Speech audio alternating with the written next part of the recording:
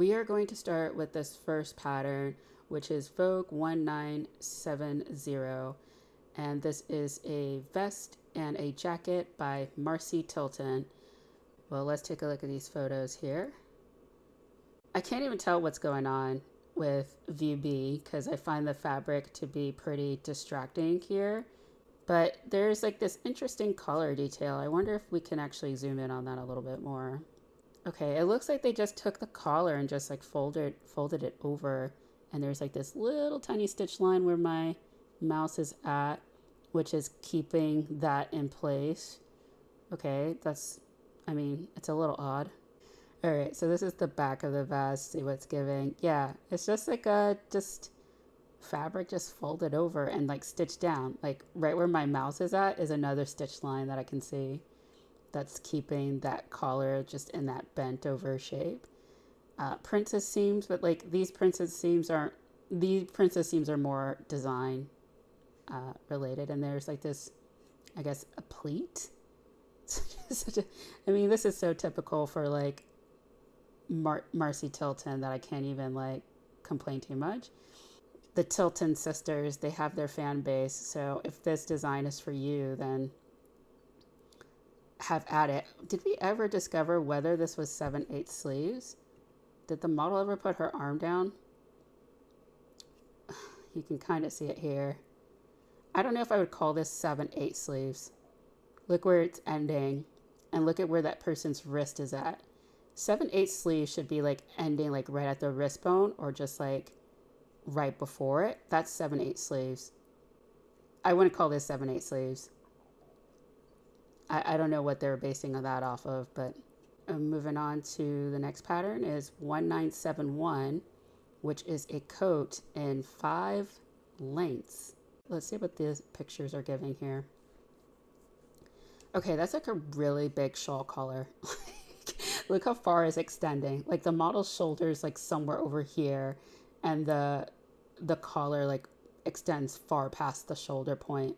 It looks like these buttons were just like haphazardly sewn on because they don't look like they line up at all, particularly with this middle button is like far over close to the princess seam line. Look at the proportions of this collar. It just doesn't really look appealing to me. The description didn't mention shoulder pads, but I can see shoulder pads in there. Okay, this is like the back view. Princess seams looks all in order. A little disappointing that this isn't a 2-piece sleeve. I think a 2-piece sleeve for a coat would have been a little bit better, but okay, so it's meant to be made out of a woven. A little disappointing to not have actual finished garment measurements. So not only do you not have body measurements for this pattern, but you don't have finished measurements. Coupled with this pattern only goes up to a size 22, and the previous pattern went up to a size 26. I would like to see Vogue patterns be a little bit more consistent in their size ranges. We're on 1974, and this is a bell-bottom pants that sits 1 inch below the waist. We'll start with the obvious of just like, are people really clamoring for bell-bottoms? Ooh, they did this model dirty. Look at this. Beautiful model. Top going, and then you see these short bell bottoms. Bell bottoms need to be like grazing the floor like this black pair. Look at these high water bell bottoms. They did her wrong. This would have been so much better if it was just longer or just wore like a different shoe that was flatter. But I will say the diagonal line, a more interesting design feature than the straight one in my opinion. And this is the back. Ooh, look at those darts. Those darts are wild. Those darts aren't pressed or sewn correctly. Look at that bubble right there at the end of the dart point on both sides. Whoever made this sample was like clearly in a rush, and they didn't take care of these darts the way these darts need to be taken care of. But ignoring that, the back looks fine. Still too short. You can see how short it is. I guess like they didn't intend the model to wear heels or something like that, because I just feel like this should have been longer to like give it the right kind of look. It should look like this, Look at these darts. Darts sewn properly. And then the pants are at the actual right length. Yeah, they did that other model wrong. But this pants is a woven pants. Interesting. They have a lining. I wonder where the lining's at, though. I don't think they would line the whole entire pants because that would be kind of crazy. Let's see. Lining's only a half a yard, so I guess the lining's probably around the knee area, maybe. I don't know. So we're on 1973. And this is a blouse. This is a semi-fitted blouse that has a collar that extends into tie ends. I've understood this to be a pussy bow. Yeah, this is actually really nice. These are nice colored blouses, although this print is a bit busy, so you can't quite see the bow as clearly as you can in the peach fabric. So I like the hidden buttons that they have here. And then you have the bishop sleeves if you want something a little bit more, I guess, romantic, if you will. The back has nothing going on. Like, the back is so plain. No interesting design elements, nothing. It's just plain back. The fabric here is a woven with interfacing. There isn't much waist definition in this blouse, it seems like. But you know, it's a blouse. It's a blouse. Nothing too crazy or like, oh my God, I need this pattern type of thing. Now we're moving on to 1976, and this is a men's coat in 2 lengths. It is a loose-fitting lined coat with wide peak lapels. We're going to be just looking at this mainly for the models. Oh no, Simplicity, what are you doing? I mean, models, gorgeous, like beautiful. But I immediately zoomed in this area here. Let's actually see if we can get a closer look of how they did this person dirty. Look at that area. You see how in the chest this coat is collapsing in? Because when you make a coat, it should not collapse into the chest area like this. There are techniques to keep it like nice and smooth as it goes over your chest area, and this coat doesn't seem to have it. Let me see if the other one does. Does the other one does the same? Well, it's a little bit hard to tell because of the busy print, but it doesn't look like it's collapsing in on itself. That's disappointing. That's disappointing. And I wish that they actually had the model wear more color. It's like this beige on beige thing. It's just not my thing. Not my thing. And the shoulders are definitely oversized. Look how oversized. The guy's shoulder points are like way up here. And you got the shoulder down here with massive, trust me when I say massive shoulder pads are being used at the moment in this coat. I don't know. If I were to like purchase this coat, I would make some changes. I mean, the back is pretty uninteresting, but there's a 2-piece sleeve. Yeah, it's just so uninteresting. It's a woven with lining interface. Ooh, I don't know about this. Lightweight fusible interfacing. You're going to need more than just lightweight fusible interfacing. When you're making a coat, you actually have to use several different types of interfacing and techniques to actually give the coat structure.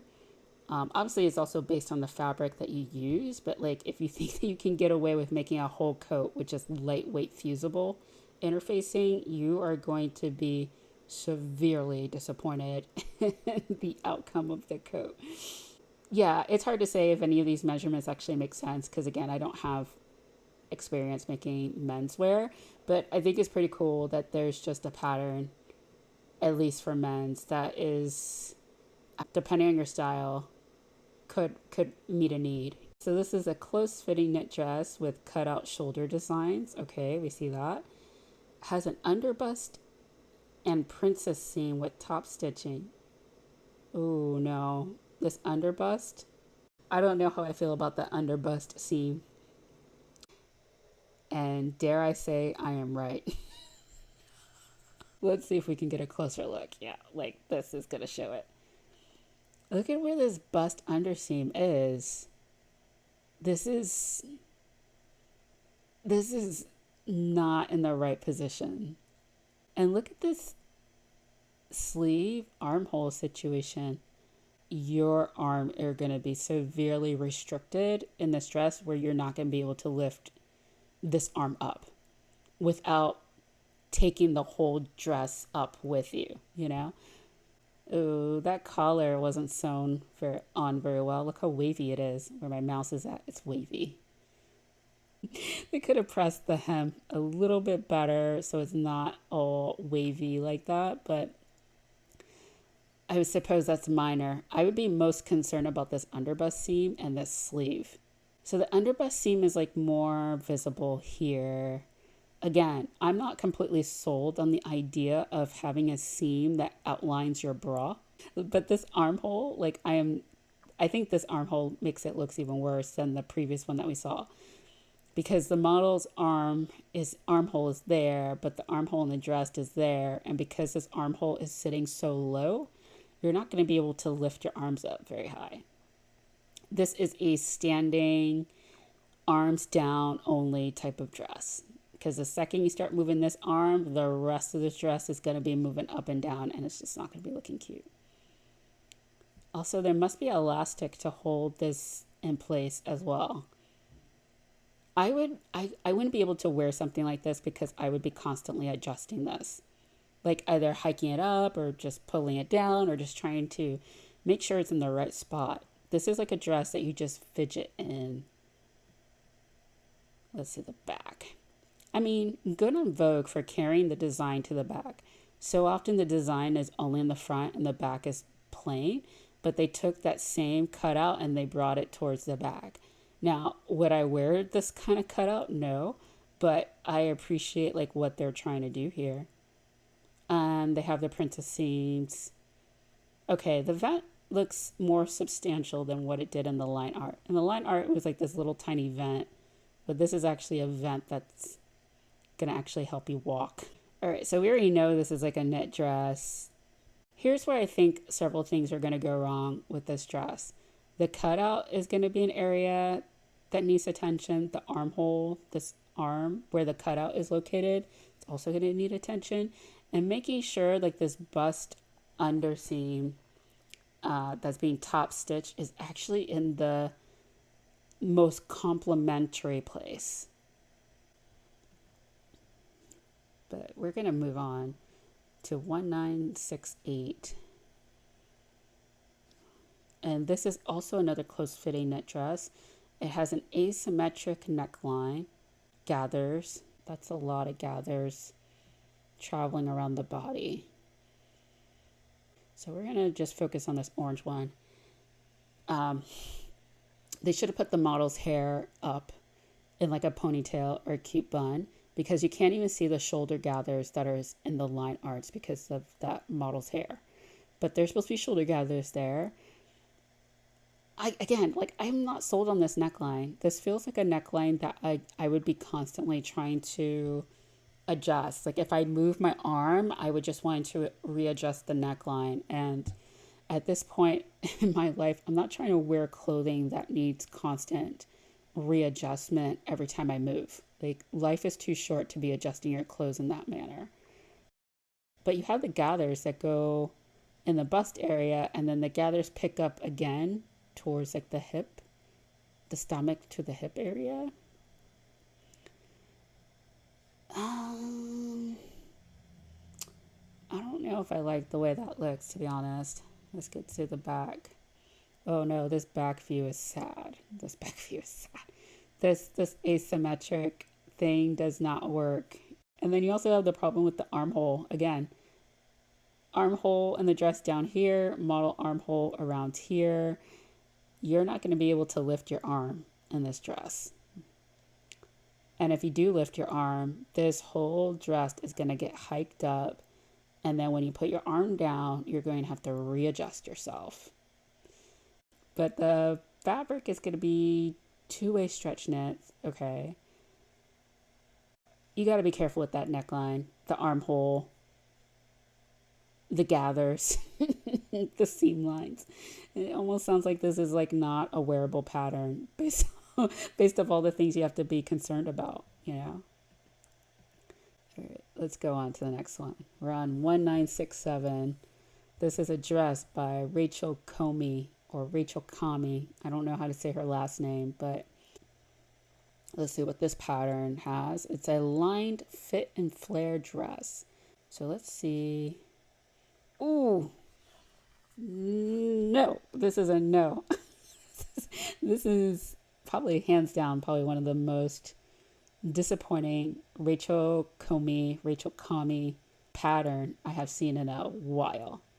This is devastating. Look at this mess. All right, let's see if we can zoom in. The model is doing her very best. I mean, but you're not going to be able to make this work.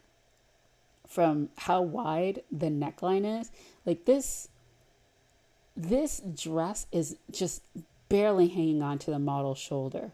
It's like 2 seconds away from just slipping off the model's shoulder altogether because this neckline is just way too wide. So you have an ultra wide neckline, and this draping detail doesn't look like a draping detail. This looks like a tortured fabric detail. Look at how they just kind of try to roll it in and under. This looks tortured. This whole area looks tortured. And then you got a problem with the armhole. Like, why the armhole is so low? You got to raise that armhole up to fit the model, you know. Wow. This whole bodice is a mess.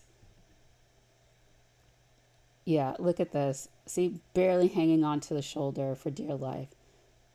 It's like 2 seconds away from flying off the model's shoulder. Although this drape detail looks a little bit better than what we saw on this first model. Look how devastating that is. Devastating. This version was implemented a little bit better, but you're not going to be able to escape this ultra wide neckline. And it looks like they used 2 different black fabrics. Like the fabric that was used for the bodice is a different black color than the skirt. I know that's like a minor snark. That probably most people can't even see it, but it's 2 different black fabrics that were used here. All right, let's see what the back is got. Again, wide, ultra unwearable neckline. The tortured draping aspect of it gets carried to the back a little bit. There's this V-point connection. Ugh. This is just sad. This is just a sad looking dress. Oh look, no back, no pattern, no pattern back. Where's the, do we not get measurements? It won't let me zoom in on it. Go figure. Thanks, simplicity. But that's all right because like I think we've seen enough. We're gonna go on to 1972, which is a Mrs. jacket. This is a semi-fitted jacket. I mean, based off of this line drawing, I mean, this looks like a really solid pattern, but let's take a look at the pictures here.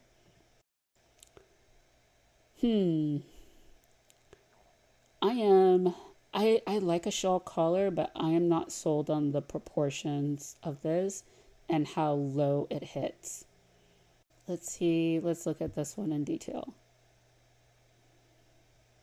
I don't know. This fabric choice is not particularly inspiring. I gotta say, like this weird, like brown gray color. It's a bit off-putting. And then they use this dark blue button that doesn't quite line up with the blue in the jacket. So, and this looks like a tweed version of it, like a Chanel. Just based off of the description, this is like a pretty solid jacket. The nose side seams is interesting. That there's a princess seam in the back. There's a back seam. I mean, it has a lot of the elements of a really solid jacket, to be honest. You could make it out of so many different types of fabric. This is a woven. It does come with a lining. It mentions lightweight fusible, but again, what I mentioned with the men's coat, you're going to need more than just lightweight fusible to like really make this jacket sing. But yeah, I mean, I'm not going to go too hard on this because it's not too bad, to be honest. Ooh, now we're getting into some retro patterns here with 1965, which is a one-piece evening dress. Okay. So this is a vintage Vogue pattern circa 1963. Empire waisted. Okay, we see that from the back.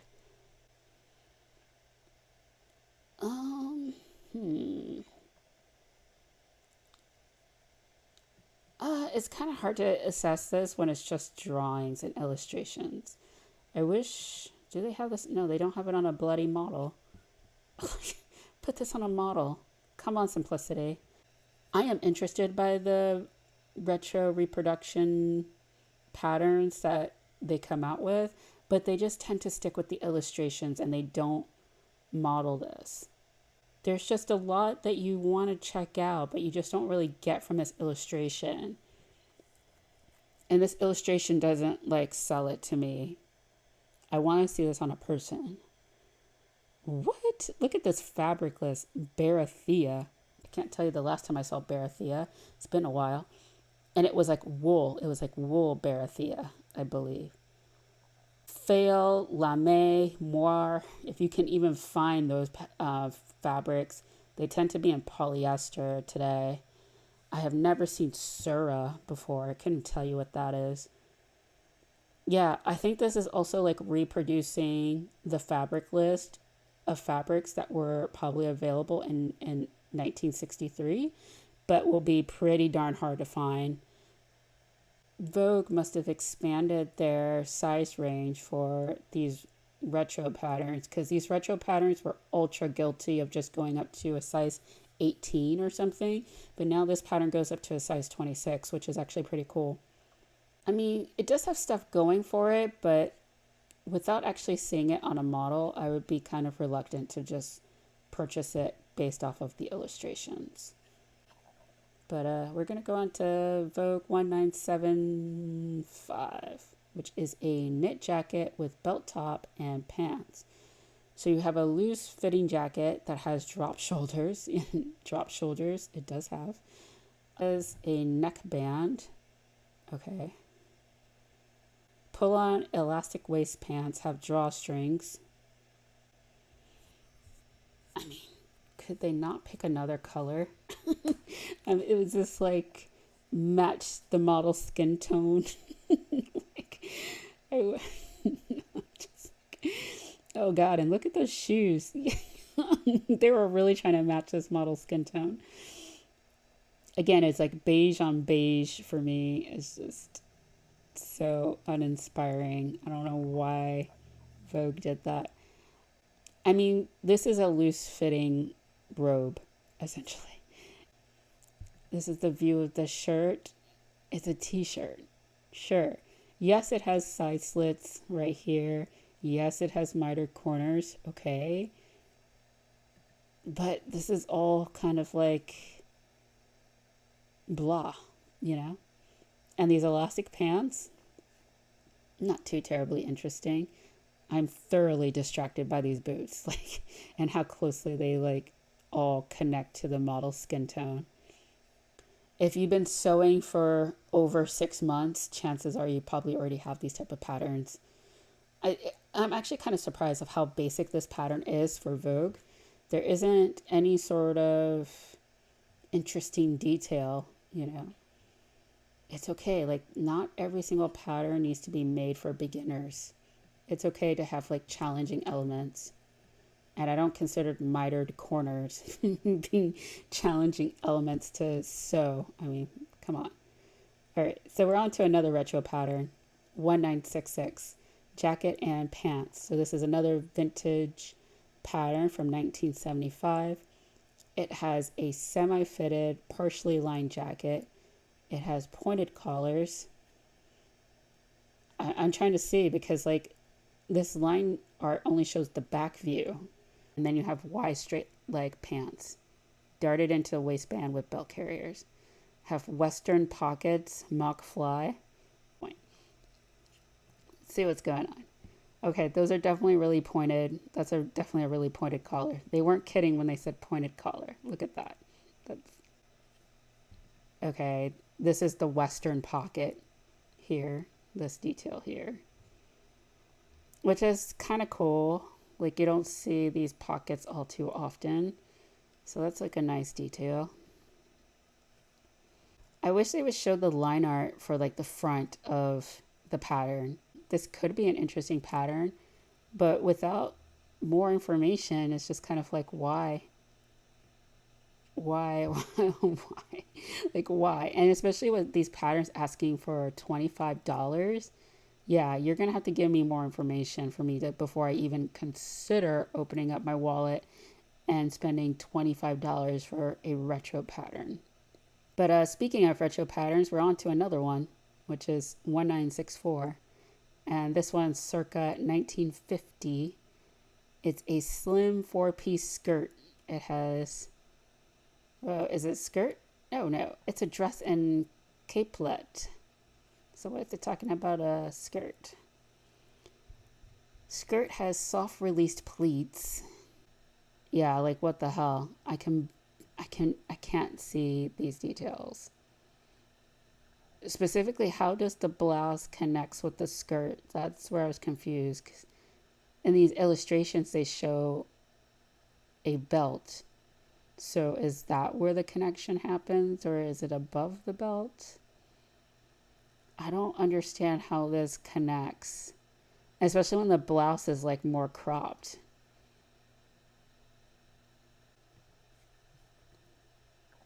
Yeah, it doesn't matter if I zoom in. I'm not going to get my answers on how this stuff connects.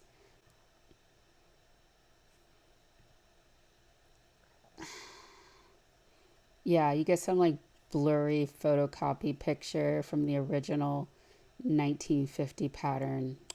This sucks. I want a model. I want new line art that actually shows the detail, for goodness sake. But it's a woven pattern, if I didn't say that already. All right, moving on from the retroness of it all. Okay, we're on our final pattern, which is 1963. This is a evening dress, and this is circa 1948. This is a 3-piece flared skirt. They say it's a 3-piece skirt. However, I only see 2 pieces here. Do I see it? No. These illustrations are annoying me at the moment. I mean, this is a cute bodice. Look at the darting and the cuff. This is like an interesting detail, and this is something that you don't really see. But the fabric is brocade, satin, silk, tupani. Notions. Okay, this is pretty cool for the bodice. It mentions boning. Again, there's so many strapless bodice patterns that have come out. They don't even include boning. So it's pretty cool that that's there. Perhaps like of all these patterns that we discussed here, I would say like the only one that I would be truly interested in like taking a closer look at, I don't even want to say buy, but probably 1963. 1963 has enough interesting details that I want to see more of. It's kind of disappointing. I mean, it is disappointing for Vogue. I guess I've just been so accustomed to Vogue coming out with like high fashion patterns that have a lot of interesting techniques and design details. And I feel like the design details in these patterns are a bit lacking. And I was also disappointed in the execution of the samples, especially for some of these knit dresses. Like these samples for these knit dresses were just not it. I'm disappointed in Rachel Comey. I don't really know what happened with this pattern. Rachel Comey has a pretty good track record, I would say, with her pattern releases with Vogue, but this draped dress is a total mess. It's an absolute mess. If you have any thoughts about these patterns, let me know down below in the comment section. And if you enjoy this video, please consider subscribing. It really does help my channel. And thank you so much for watching, and I will see you in the next one.